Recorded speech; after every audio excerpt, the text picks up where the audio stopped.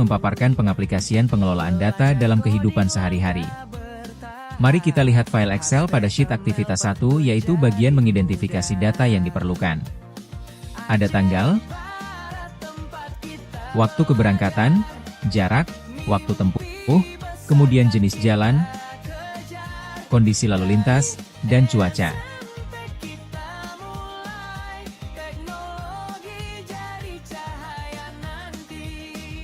Kemudian untuk sumber data berasal dari Google Maps, Waze, GPS tracking, dan survei.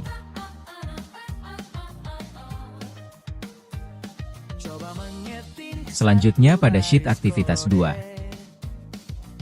Di mana di dalam aktivitas 2 ini kita bisa melihat bahwa terdapat data tanggal, waktu keberangkatan, jarak dengan satuan kilometer, waktu tempuh dengan satuan menit, jenis jalan, kondisi lalu lintas, cuaca, dan sumber data.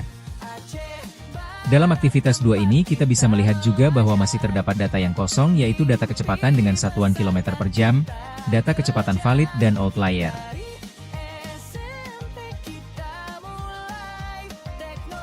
Pada aktivitas 2 ini kita bisa menyelesaikan pengelolaan data dengan menerapkan konsep berpikir komputasional pada aspek pengenalan pola.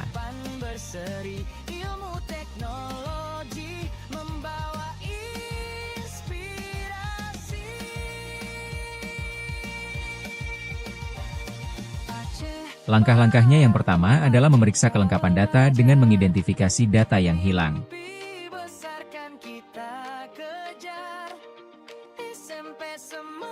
Di mana data yang tidak ada pada aktivitas 2 ini adalah data kecepatan dengan satuan kilometer per jam, data kecepatan valid, dan data outlier.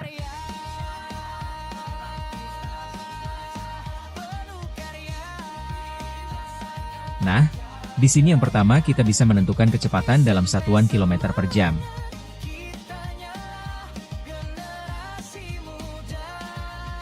Di mana kita bisa lihat di sini untuk mencari kecepatan kita bisa menggunakan rumus jarak per waktu. Jaraknya yang dalam satuan kilometer dan waktu yang digunakan waktu dalam satuan menit.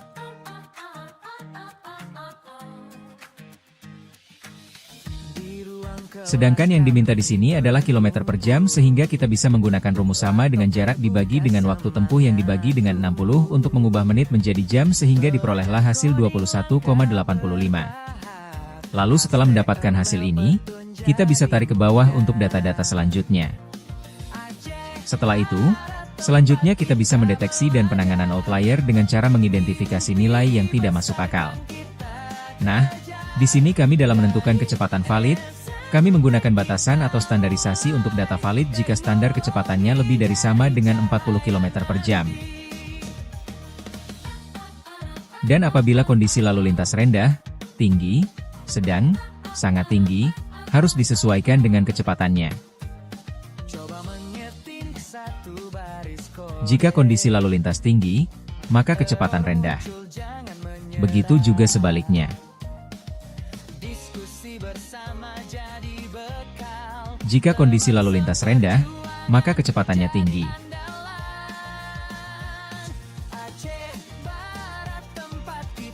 Yang mana di dalam Excel ini kita bisa menggunakan rumus if-and. Contohnya bisa kita lihat di sini if-and. Setelah semuanya tertulis, kita bisa pencet Enter. Sehingga diperolehlah hasil bahwa dengan kecepatan 21 km per jam, kecepatannya itu adalah valid karena kondisi lalu lintas yang tinggi sehingga diperlukan kecepatan yang rendah sehingga kecepatannya valid. Lalu untuk outlier ini adalah titik data yang menyimpang secara signifikan dari yang lain dalam kumpulan data. Sehingga dengan kata lain, outlier ini adalah kebalikan dari kecepatan valid. Sehingga jika kecepatan validnya ya, maka outliernya tidak.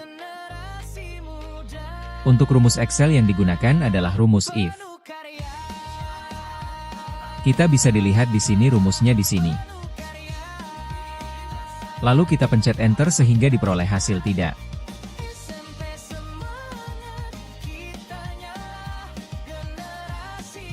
Untuk data selanjutnya kita bisa menarik ke bawah.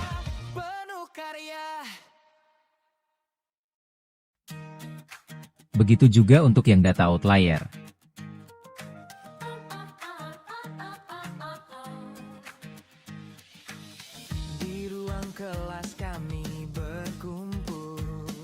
Lalu tahap terakhir adalah menyamakan satuan pengukuran di mana kita perlu mengkonversi atau mengubah atau menyamakan semua satuan pengukuran dalam data tersebut. Sehingga kita bisa lihat di sini dalam aktivitas 2 semuanya untuk jarak sudah dalam satuan kilometer dan untuk waktu tempuh semua dalam waktu dalam satuan menit. Untuk kecepatan juga tadi sudah kita ubah menit menjadi jam. Semuanya sudah diubah.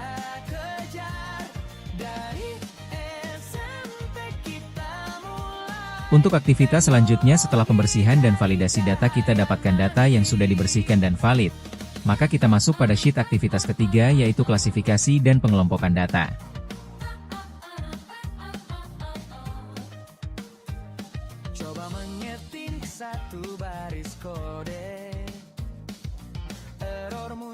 Ini tujuannya supaya kita dengan mudah bisa mengenali pola. Maka kita bisa kelompokkan data-data sebelumnya dalam beberapa kategori.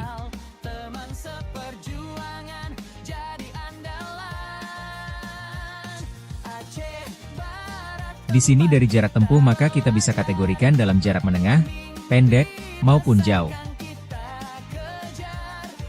Kita lihat juga dari waktu keberangkatan, maka kita bisa kategorikan juga atau kelompokkan dalam kelompok dia berangkat pagi, berangkat siang, sore, atau malam.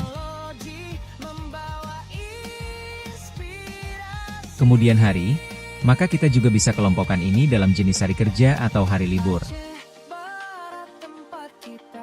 Kemudian ada kelompok lagi selanjutnya yaitu jenis jalan. Karena setiap jalan memiliki aturan masing-masing.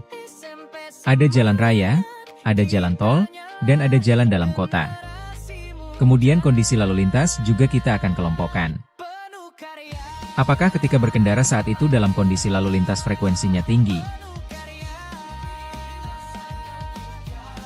sedang, rendah, atau bahkan ketika sangat tinggi? Selanjutnya dari data-data ini kita bisa mendapatkan pola yang jelas kalau kita bisa mengelompokkan data seperti ini.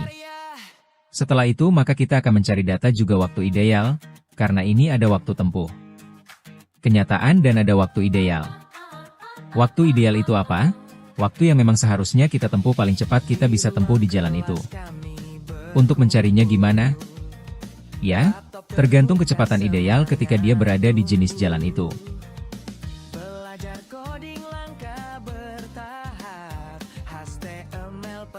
Kemudian yang terakhir kita akan tahu indeks hambatan yang dialami pengendara dengan cara membagi antara waktu tempuh real dengan waktu tempuh ideal.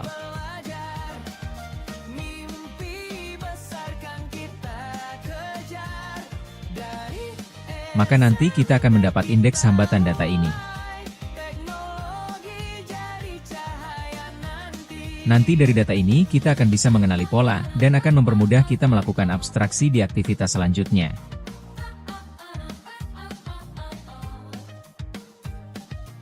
Setelah mengetahui hasil dari aktivitas ketiga, hasil tersebut akan kami gunakan untuk aktivitas berikutnya.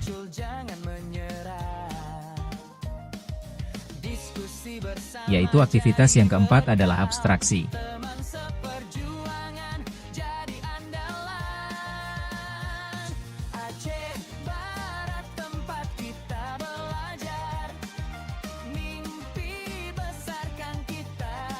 Di mana pada aktivitas ini kami fokus pada data-data yang penting di mana banyak variabel yang telah terbukti berpengaruh secara signifikan.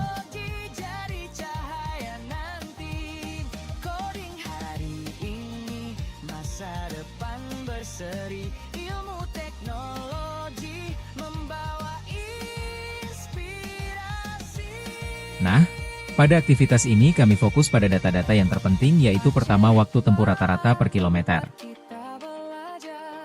Yang kedua deviasi standar waktu tempuh. Yang ketiga kecepatan rata-rata per kategori jalan. Dan yang keempat indeks hambatan rata-rata per kondisi lalu lintas.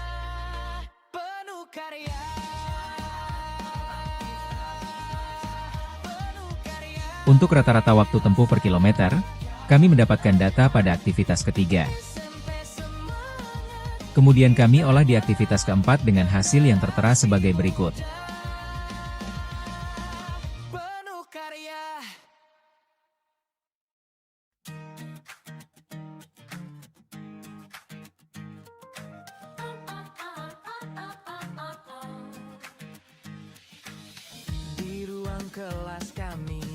Untuk deviasi standar waktu tempuh, sama halnya kami mendapatkan data pada aktivitas ketiga. Kemudian kami cari rata-ratanya di aktivitas keempat sehingga kami peroleh data seperti yang tertera pada layar.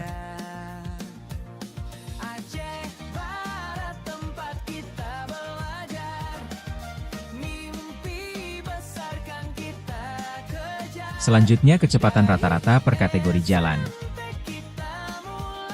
Ini juga kami dapatkan dari aktivitas ketiga. Diperolehlah nilai kecepatan rata-rata untuk jalan kota, jalan raya, dan jalan tol.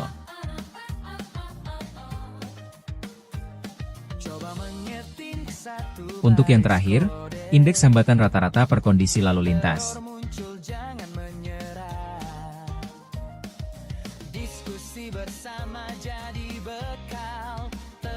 Sama halnya ini juga kami dapatkan dari aktivitas ketiga dan diperolehlah hasil indeks hambatan rata-rata per kondisi lalu lintas yang juga tertera pada layar.